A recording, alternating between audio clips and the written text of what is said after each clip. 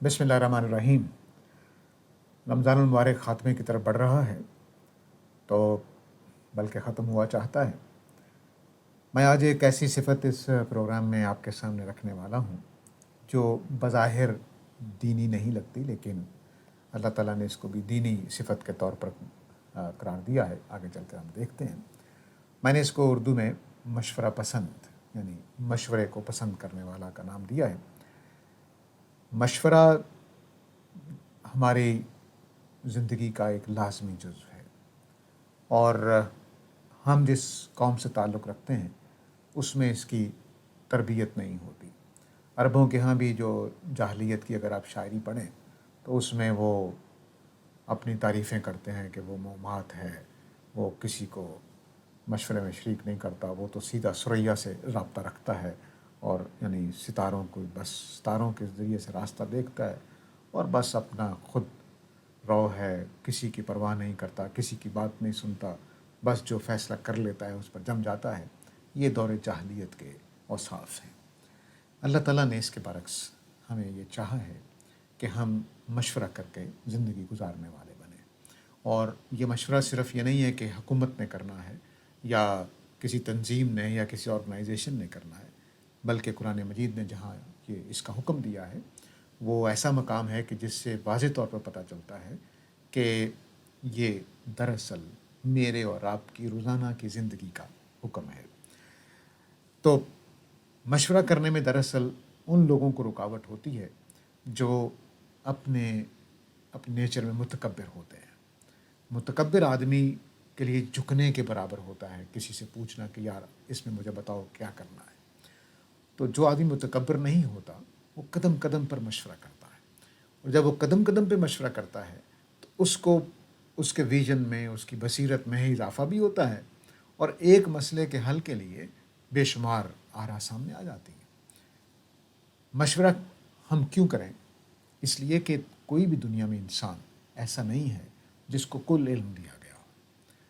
बड़े से बड़ा साइंसदान ले लें, बड़े से बड़ा फ़लसफ़ी ले लें, बड़े से बड़ा रियाज़ीदान ले लें, वो पूरी रियाज़ी जानता हो, पूरी फ़िज़िक्स जानता हो, पूरी नहीं, ऐसा नहीं होता। बल्कि वो कुछ पहलू उसके ख़ास होते हैं जिनमें वो माहिर होता है, बाकी पहलुओं में कमज़ोर होता है। तो इसलिए अगर मिसाल के तौर पर मैंने कोई घर बनाना है तो मैं अपनी अकल लड़ाऊँ या उन तजर्बाकार लोगों से मशवरा कर लूँ जो घर बनाते रहे हैं, 20-20, 25-25 साल का तजुर्बा है उनका। तो ये आदमी जो मशवरा करने वाला है वो अगर कौम पूरी कर ले, अफराद पूरे कर लें, तो उनको एक कामयाब ज़िंदगी होती है। तो इसलिए ज़िंदगी की कामयाबी के लिए मशवरा करना ज़रूरी है, और ये अल्लाह ताला ने हमारे दीनी फ़रीज़े के तौर पर हमारे सामने रखा है। ऐसा नहीं कि सिर्फ़ ये कोई दुनियावी बात है, क्योंकि दीनी आदमी, जब आदमी दीनी होता है तो वो तकब्बुर में नहीं पड़ता, बल्कि वो बस एक शरीफ़ुन-नफ़्स इंसान जब मामला करने वाला है तो उसमें पड़ जाता है। हमारे यहाँ एक और दौरे जाहिलियत की चीज़ है कि मशवरा करें तो नज़र लग जाती है। तो ये नज़र लगना पता नहीं कैसा है कैसा नहीं है, लेकिन बहरहाल ऐसा कोई चीज़ नहीं है। आप इसकी एहतियात कर लें कि अपने काबिल एतमाद लोगों के साथ मशवरा कर लें, ना उन लोगों के साथ करें जिनसे आपको कोई डर हो। तो ऐसा वैसे कुछ चक्कर नहीं है। कुरान मजीद ने वाज़ेह तौर पर कर दिया है कि नज़र लगने का मामला बस कुछ भी नहीं है। वो किस्सा यूसुफ़ पढ़ लीजिए, उसमें तसल्ली हो जाती है कि हज़रत याकूब ने ख़्याल किया कि उनके 12 के 12 बेटे अलग अलग दरवाज़े से जाएँ, तो अल्लाह ताला ने तबसरा किया कि उसके दिल की कोई हाजत थी उसने पूरी कर ली। जो कुछ होना होता है मेरे हुक्म से होता है, वो दरवाज़े एक से जाते या इकट्ठों से जाते या अलग जाते, कोई फ़र्क नहीं पड़ता। यहाँ अब ये हुक्म है, मैंने इसलिए ये 3-4 आयतें इकट्ठी यहाँ बयान की हैं ताकि पता चले कि दरअसल अम्रुहुम शुरा बैनहुम जो है वो हमारे आम सिफ़तों में से एक सिफ़त है जो कुरान मजीद चाहता है कि हमारे अंदर पैदा हो। वल्लज़ीना यज्तनिबून कबाइरिल इस्म, यहाँ से बात शुरू हुई है कि मोमिन वो लोग हैं, अच्छे वो लोग हैं कि जो कबीरा गुनाहों से बचते हैं और कबीरा फ़वाहिश से बचते हैं। वाइज़ा मा गाज़िबू, माफ़ी चाहता हूँ, जो कबीरा गुनाहों से बचते हैं और फ़वाहिश और यानी से बचते हैं, यहाँ कबीरा का लफ्ज़ नहीं लगना चाहिए। वाइज़ा मा गाज़िबुहुम यगफ़िरून, और जब उनको गुस्सा आता है तो मुआफ़ करने वाले होते हैं। इसको याद रखना है کیونکہ مشورہ کرنے میں یہ صفت ہونا ضروری ہے، معاف کرنے والی۔ اگر معاف کرنے والی صفت نہیں ہے تو مشورہ بھی نہیں ہو سکتا۔ کیوں؟ کیونکہ اگر مثال کے طور پر میں نے مشورہ دیا اور اس میں غلطی نکلی تو کل ٹانگیں ٹوٹ جائیں گی میری۔ تو یہ حوصلہ ہونا کہ ہم مشورہ کر کے جب چلیں گے تو غلط صحیح ہونے کا امکان ہے۔ دوسروں کو معاف کرنے کا جذبہ ہونا چاہیے۔ دوسروں کو معاف کرنے والا جو جذبہ جس کے اندر ہوتا ہے اس کے ہاں بھی تکبر نہیں ہوتا۔ اس لیے یہ دونوں لازمی چیزیں ہیں۔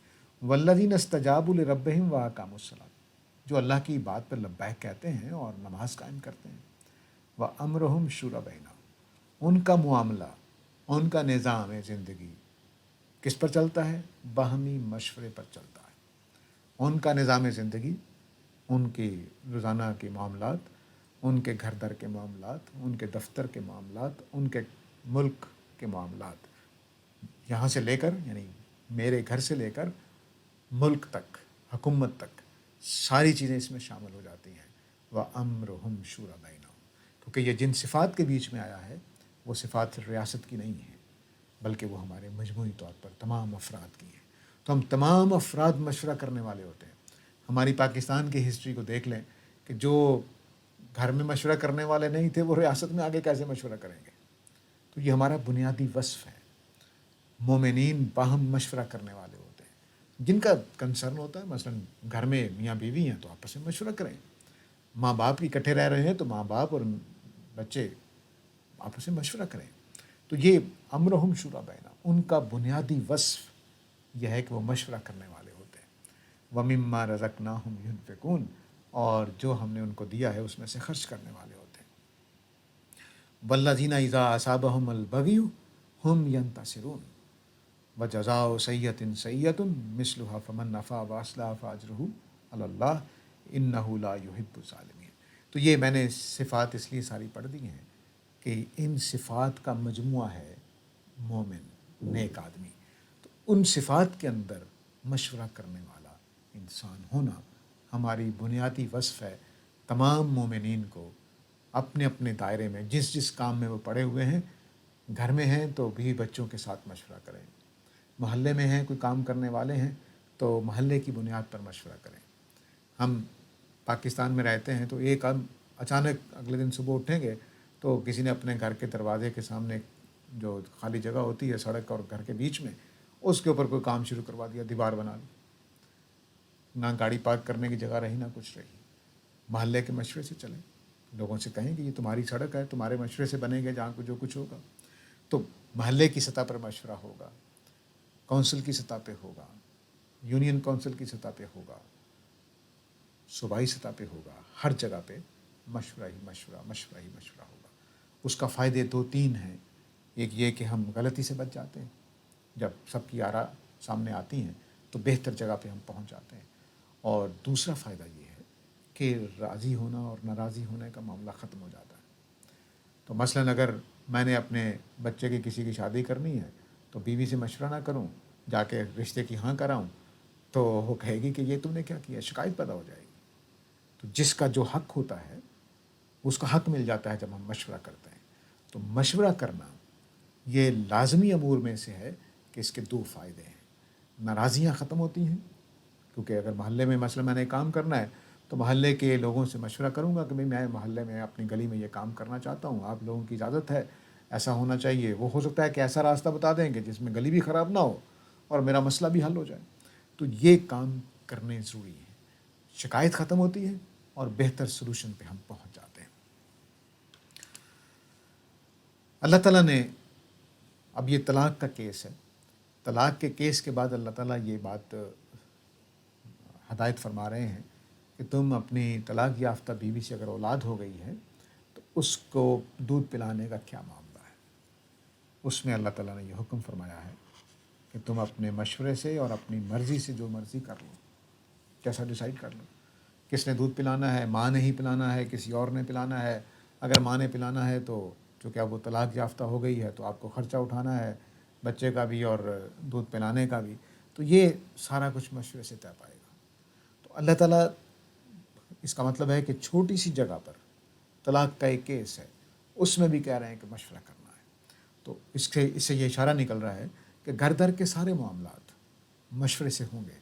مشورہ کیا جائے گا، مشورے کے ساتھ ہی چیزیں سیٹل ہوتی ہیں، اختلافات ختم ہوتے ہیں، لڑائیاں جھگڑے ختم ہوتے ہیں، مسائل حل ہوتے ہیں۔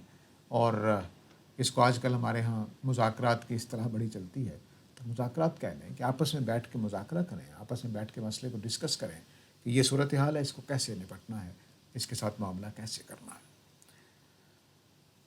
اب یہاں یہ جو آیت ہے آل عمران کی، اس میں اس ہستی کو مشورہ کرنے کا کہا جا رہا ہے جس کو ہم اپنے اسلام کے پیغمبر محمد صلی اللہ علیہ وسلم کے نام سے جانتے ہیں۔ ان کو یہ حکم دیا جا رہا ہے کہ آپ نے مشورہ کرنا ہے۔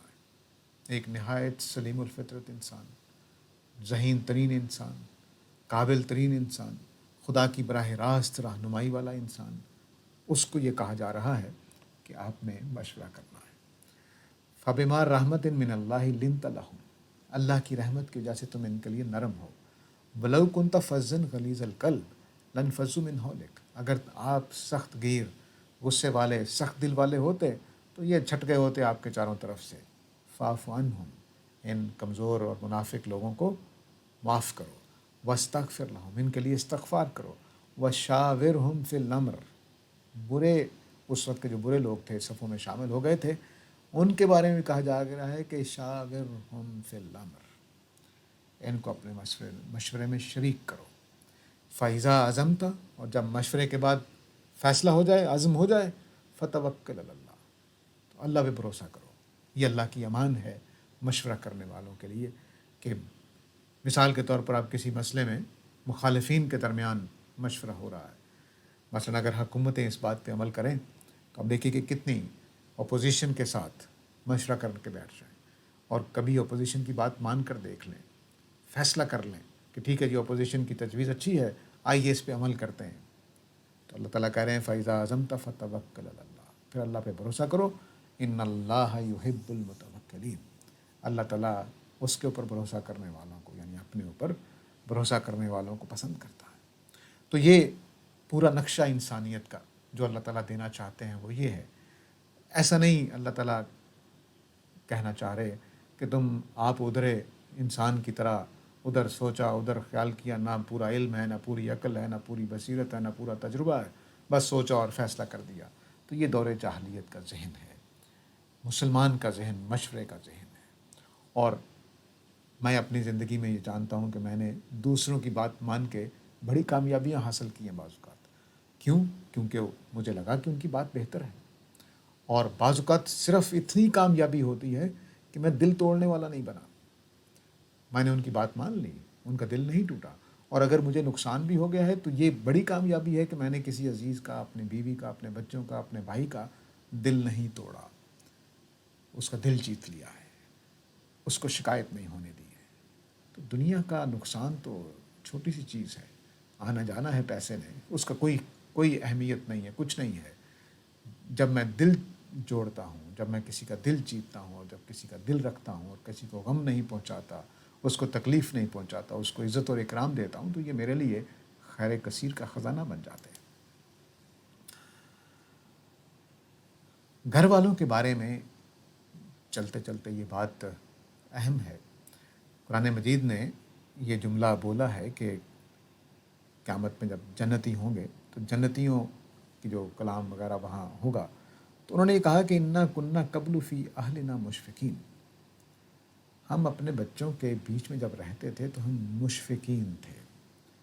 یہ اب رمضان ختم ہو رہا ہے، بہت ساری صفات اور بھی ہیں جو قرآن مجید میں زیر بحث آئی ہیں، لیکن میں نے زیادہ جو اپنے خیال میں اہم تھیں ان کو چنا اور آپ کے سامنے پیش کیا۔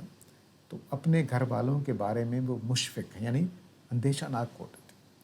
اب گھر والوں کے بارے میں اندیشہ ناک ہونا، ابھی جو میں بات کر رہا تھا کہ بعض اوقات بچوں کی بات سن لینا آخرت کے لیے ان کے لیے کامیابی کا باعث بن جاتا ہے۔ آپ بچوں کے بارے میں اندیشہ ناک ہیں کہ کہیں دوزخ میں نہ چلے جائیں، آپ بچوں کے بارے میں رہتے ہوئے اندیشہ ناک ہیں کہ میرے سے ایسا ظلم نہ ہو جائے کہ بچوں کے اوپر جو میرے لیے مصیبت بن جائے کل قیامت والے دن۔ تو بچوں کے بارے میں محتاط، ان کی آخرت کے بارے میں بھی اور اپنے بارے میں بھی، کہ میں ان میں رہتے ہوئے کوئی ایسا حرکت نہ کروں کہ جو ان کے اوپر ظلم قرار پائے اور کل قیامت والے دن میں پکڑا جاؤں۔ نبی کریم صلی اللہ علیہ وسلم نے فرمایا کہ آدمی کے اچھا ہونے کی سب سے بڑی دلیل یہ ہے کہ اس کے گھر والے اس کو اچھا سمجھتے ہوں. تو یہ اپنے گھر والوں میں اچھا انسان بن کر رہنا، ان کی عاقبت کے بارے میں اندیشہ ناک رہنا، اور ان میں اس طرح سے رہنا کہ خود اپنی عاقبت کے بارے میں اندیشہ ناک رہنا، یہ لازمی ہے انسان کے لیے. تو اس گھر میں رہتے ہوئے اگر آدمی مشورے کے بغیر چلے، بیٹے کی تمنا ہے، چیز آپ نے اس کے لیے لے کے آنی ہے لیکن اس سے مشورہ نہیں کیا ہے، چیز بیوی کے لیے لے کے آنی ہے، اس سے مشورہ نہیں کیا ہے، سب کا گھر اکٹھا ہے، سب نے وہاں رہنا ہے اور آپ گھر کے لیے چیز لے کر آ رہے ہیں اور ان سے مشورہ نہیں کیا ہے، یہ فی اہلنا مشفقین کے خلاف ہے. آپ نے بچوں کے بارے میں ایسے طرز عمل کو اپنا لیا ہے جو آپ کے لیے کل قیامت والے دن خطرے کا باعث بننے والا ہے. تو یہ صفات ہیں مشورہ پسند. تو مشورہ پسند ہونا، یہ بعض لوگ ایسے ہوتے ہیں کہ اپنی کامیابیوں کی وجہ سے، اپنے تکبر کی وجہ سے مشورہ نہیں لیتے. ان کو بھی نیچے آ کر سوچنا چاہیے کہ ذہانتوں کی کمی نہیں ہے، تجربات کی کمی نہیں ہے. ایک ہی گھر میں رہتے ہوئے دو بھائی مختلف تجربہ رکھتے ہیں، کیونکہ چھوٹا بھائی جو ہے اس کے لیے اب گھر میں 3 افراد ہوتے ہیں، ماں باپ 2 اور ایک بھائی جو پہلا آ گیا. اس کے بعد جو دوسرا بیٹا ہے اس کے لیے گھر میں 3 افراد ہیں تربیت کرنے والے. پہلے کے لیے 2 افراد تھے، تو پہلے بیٹے کا تجربہ مختلف ہے دوسرے بیٹے کا. تو اس طرح سے یہ نہیں خیال کرنا چاہیے کہ لوگ اندھے بہرے ہیں، نہیں، خدا نے ان کو مختلف صلاحیتیں دی ہیں، اور ان پڑھ جاہل بعض اوقات ایسا تجربہ رکھتے ہوتے ہیں جو ہم لوگوں کے پاس نہیں ہوتا. تو اس لیے مشورہ کرنے کی عادت ڈالنی چاہیے. یہ خدا کی ان صفات میں سے ہے جو اللہ نے ہمارے لیے پسند فرمائی ہیں. اس کے ساتھ اجازت چاہتا ہوں، انشاءاللہ کل ملاقات ہوگی. وآخر دعوانا ان الحمدللہ.